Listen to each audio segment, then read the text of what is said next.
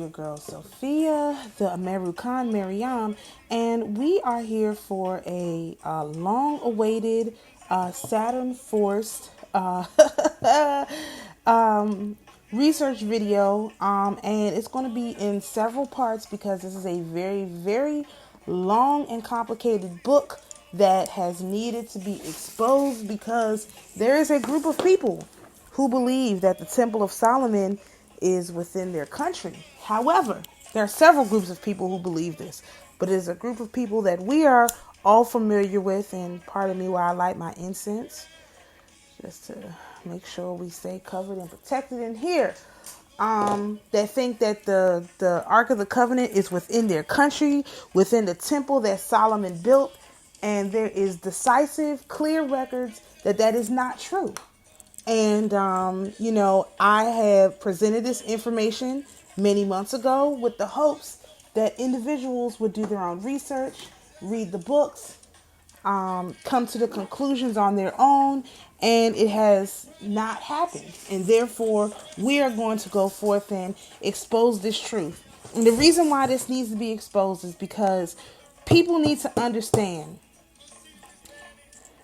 number one, there is the people who claim the moral and religious authority, primarily the Levites and Levitical priesthood specifically, not all the Levites, the Levitical priesthood and what I call the demonic nine. These two individual groups claim the spiritual superiority over the children of light. And this has no basis, no foundation, and is debunked with this work and with other works that we'll get into. But this work is a real primary force. So this is the Kebra Nagast. And like I said, I have talked about this book. If you need a link to it, I will post a, you can go and get it on archive.org. That's where I got it from. Or if you're on my Discord server, I will post a link in the resources page of or the book section of the Discord server, and you can download it from there. I'm going to do this, like I said, in several parts because it is a lot of information. And so let's get started. So this is called the Kebra Nagast. Here is, look at what it says. God Almighty, the Ancient of Days, surrounded by the living creatures seen in Ezekiel 1 and 10. So this type of iconography is from the Oriental Orthodox Church. And you will see this type of iconography, which is different from the type of iconography that I post typically, because I'm posting more of the Byzantine Russian style of iconography, and there is difference. So let's just start with the title before we can even go anywhere else with this book. The Queen of Sheba and her only son Menelik, being the history of the departure of God and his Ark of the Covenant from Jerusalem to Ethiopia. Now, you will hear me say that Ethiopia referenced in this book is the DC, Maryland, Virginia region. That will come up as we go along. There were many Ethiopias. And a lot of what was here in America was replicated in Africa. And it's my belief that the Ethiopian people know this, because if you come to the DC region, you will see lots of Ethiopians. Why do they surround themselves in Ethiopia? Oh, wait a minute, DC. Why? Because some of them know. Ethiopians run the DMV region, really, as far as service work and all of that kind of stuff. They run it, and they do not particularly hate our people because they know who our people are. I have never personally had a bad interaction with an Ethiopian or an Eritrean, unlike other people from other parts of Africa. Although I've never had any run-ins with any people from Africa that were nasty, but I think they all knew who I was, so they left me alone. So, but just in the title here, you have the history of the departure of God. The departure of God. The departure of God. These Levitical priests knew that God and the Ark of the Covenant was ripped from them. They knew. They knew. There's no way they didn't know. And the Ark of the Covenant from Jerusalem to Ethiopia, and the establishment of the religion of the Hebrews and the Solomonic line of kings in that country. A complete translation of the Kebra Nagast with introduction by this guy, blah, blah, blah, blah, blah. All right, let's go to the next page. This was printed in February of 1922. Before the stock market crash. I think it's after World War I. This information was known. That's the point. People knew this. All right. So I'm going to highlight as we go along because I have read this book, but I have not highlighted through it because this is on my iPad. So this volume contains, we're not going to read everything, just what is important. You will have to go and read this book for yourself and let the Holy Spirit tell you what she told me. Okay. This volume contains a complete English translation of the famous Ethiopian work, the Kebra Nagast, i.e. the Glory of Kings. Now, he adds in of Ethiopia, right? But this just says the Glory of Kings. So it's not necessarily talking about Ethiopia as we know it now, which is why I'm telling you, it is the DC, Maryland, Virginia region. That is what they're talking about. And again, like I said, this will become evident. Talks about, okay, this work has been held in peculiar honor in Abyssinia for several centuries, and throughout that country, it has been and still is venerated by the people as containing the final proof of their descent from the Hebrew patriarchs. Okay, look. The final proof of their descent from the Hebrew patriarchs. That's Abyssinia. Okay. And of the kinship of their kings of the Solomonic line of Christ, the Son of God. The importance of this book, both for kings and the people of Abyssinia, is clearly shown by the letter King John of Ethiopia wrote to the late Lord Granville in August of 1872. The king says, there's a book called the Kebra Nagast, which contains the law of the whole of Ethiopia and the names of the Shums. Whoa! Pause. The names of the Shums. Where does that name Shum come from? Well, I remember reading in the book of remembrance of Melchizedek, that there was Shem, who was Melchi, and then there was Shum, who was Zedek, or Geira. And they say Shum is chiefs, translated to chiefs. Oh, okay. So we have a tie right here, just before we can even get into the actual book, we have a tie right here to the book of remembrance of Melchizedek, which verifies that term used in that book and also what that meant, which is chiefs. And churches and provinces are in this book. I pray you find out who has got this book and send it to me, for in my country, my people will not obey my orders without it. In my country, my people will not obey my orders without it.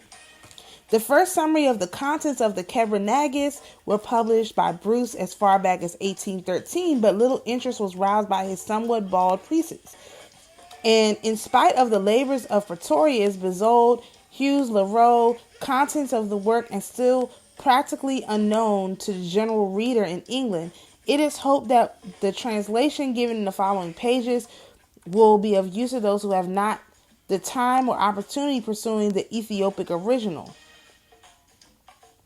All right, let's see. We're going to move forward.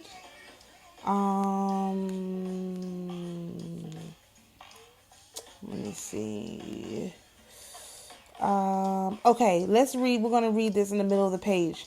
In the colophons, Isaac says, I have toiled much for the glory of the kingdom of Ethiopia, and for the going forth or manifestation, he thinks that's what that means, of the heavenly Zion. The heavenly Zion, we're going to hear that a lot of times.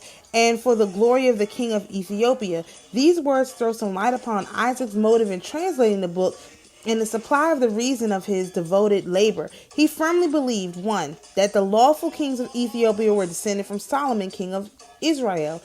2, that the tabernacle of the law of God, i.e. the Ark of the Covenant, had been brought from Jerusalem to Axum by Menelik, Solomon's firstborn son, according to the Ethiopians. 3, that God of Israel had transferred his place of abode on earth from Jerusalem to Axum, the ecclesiastical and political capital of Ethiopia. This means employed by Menelik for obtaining the possession of the Ark of the Covenant did not disturb Isaac's conscience in the least. Nay, he gloried in them, for manifestly Menelik was performing the will of God in removing the tabernacle of Zion from Jerusalem. God, according to Isaac, was satisfied that the Jews were unworthy, that the Jews or the Levitical priests were unworthy to be custodians of the ark wherein his presence was, and the ark wished to depart. Ethiopia had stretched out her hands to God, and he went to her with the ark to preside over Menelik's kingdom, which was established in accordance with the commands he had given to Moses and the prophets and the priests of Israel. Okay, it will be remembered that the line of kings founded by Solomon continued to reign even after the Ethiopians became Christians under the teachings of these guys. Okay, let's keep going, because that's a whole nother thing that we are not going to talk about right now. But we will get into what this Christianity was before it was Christianity, the old religion. Let's see.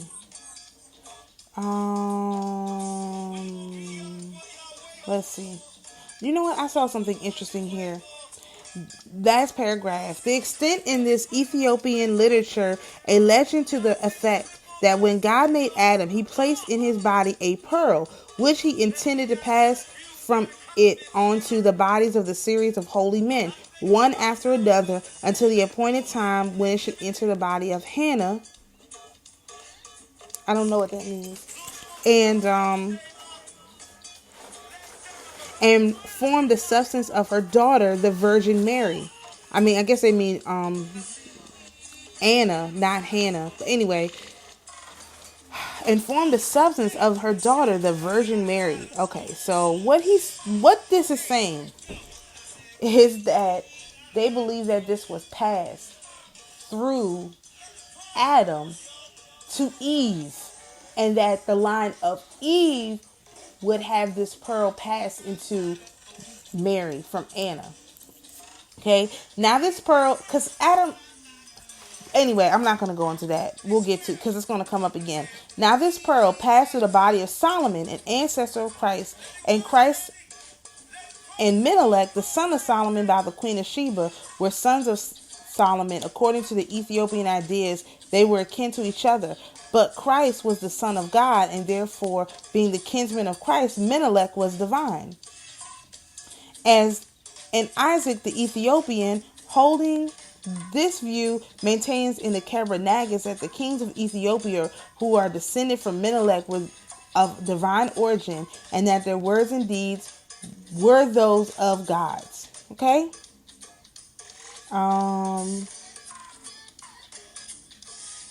We're going to skip past this because this is into the Egyptian stuff, which we're not going to get into too much yet. That is going to come down the line. Okay, we're going to start in this this paragraph. Isaac, the editor and translator of the Kebra Nagast, and his fellow countrymen saw nothing strange in the fact that Makeda, that is what the Queen of Sheba's name is, the Virgin Queen. Now listen. She was a virgin queen. She was a virgin queen. I want y'all to put this in your mind. She was a virgin queen. Okay? of Saba. Now, the reason why you need to put this in your mind is for this reason. If you're an oracle, like the Oracle of Delphi, you were required to be a virgin. We also know that Mary Magdalene was an oracle. Mother Mary was an oracle as well. Mary Magdalene was an oracle as well. These were virgin women. And virgin means young, but in this case, virgin meant virgin. She was a virgin woman. You had to be a virgin woman in order to be an oracle. As in the Oracle of Delphi, as in the other oracles, Mary Magdalene. So the fact that they turned Mary Magdalene to a prostitute, when they knew her rank as an oracle, the Oracle of Magdalena, Mary was the Oracle of Magdalena. And that's why they call her Mary Magdalene. Mary is a title. Just like Theotokos is a title. These are titles. Like the Oracle of Delphi. Mary is a title like Oracle, which is why I call myself the Ameru Khan Maryam. It's the Oracle of America. That's what that means. That's what Mary Magdalene was. That's what Mary was. That's why there were so many Marys. Mary Martha was an oracle. Okay? So, okay. The Virgin Queen of Saba, the whole, they translated Saba to Sheba.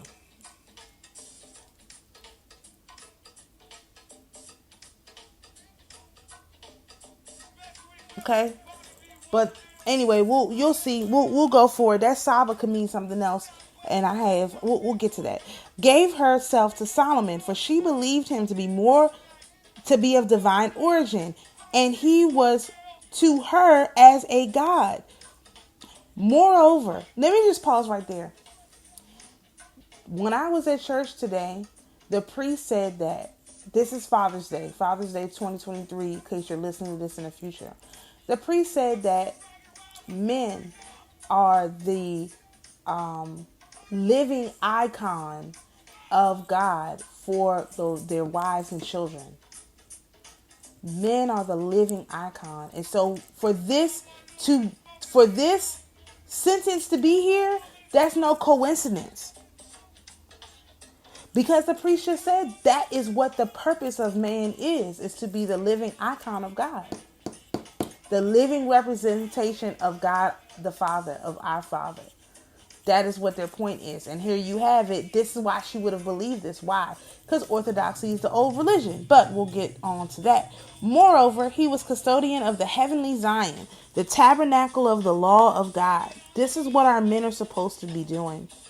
They're supposed to be the tabernacle of the law of God. They're supposed to be the custodians of the tabernacle of the law of God, whence he obtained daily the renewal of his divinity, power, and authority. The tabernacle of the law had much in common with the arks of divine tabernacles of the Babylonians and the Egyptians, which formed the places of abode or figures of gods or their most characteristic emblems. The Ark of Bel, the great god of Babylon, contained the figure of the god, and the king visited blah, blah, blah. Oh, and this is important. And the king visited ceremonially once a year, and sued with tears and forgiveness, and grasped the hand or hands of the sacred figure. The chamber in which the figure abode was believed to have been built by the gods. On high days and holy days, the ark was carried by the priests in a procession. In Egypt, the arks of the gods were kept in chambers specially constructed for this purpose, and the figures of the gods were seated on the thrones inside them. These arks were placed upon the sledges or in boats that were carried by the priests in the procession of the days of festival on solemn days. Okay, so we're going to move on past this.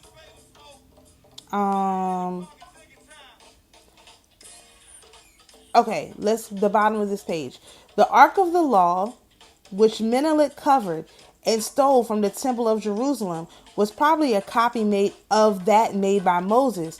And to all intents and purposes, it was a rectangular box made of hardwood plated with gold, measuring about 4 feet long, 2 feet 6 inches wide, and 2 feet 6 inches deep. It was provided with a cover upon which rested the mercy seat and the figures of the cherubim. If you want to know what the cherubim look like, just Google or go on to Pinterest and do cherubim icon and you can see. In the Kebra Nagast, no mention was made of the mercy seat and the cherubim. Well, we read there that Moses made a case in a shape like a belly of a ship, and this 2 tables of the law were placed. To the Ethiopians, this case symbolized the Virgin Mary. So this case made by Moses carried the word in stone, and Mary carried the word incarnate. Mary carried the word incarnate. It cannot be assumed that the ark stolen by Menelik was carried in a sacred boat as an Egyptian shrine, even though the belly of a ship is mentioned in connection with it. In several chapters of the Kebra Nagast, the chariot of the tabernacle of the law is mentioned, a fact which suggests that in later days, at least, the sacred box was provided with a carriage or sledge. The history is silent to the place where the tabernacle was finally deposited. I mean, it is not silent. It's just that people don't know anything. They can't read. Because truth be told, where it is written in this book, which is a huge problem for anyone who believes that the Ark of the Covenant is on a particular island or in a particular country that is not the United States. Okay. So that's all in this preface chapter. I'm going to try and keep these videos short. We're going to do another video and start the first chapter, and we'll do it like that so that people can read along, hopefully follow along with what's going on. So thank you all for listening to this video. Please download the book, the Kebra Nagast, read it for yourself, come to your own conclusions. The Holy Spirit will guide you to where you need to be. So shalom, everyone. We'll see you in the next video.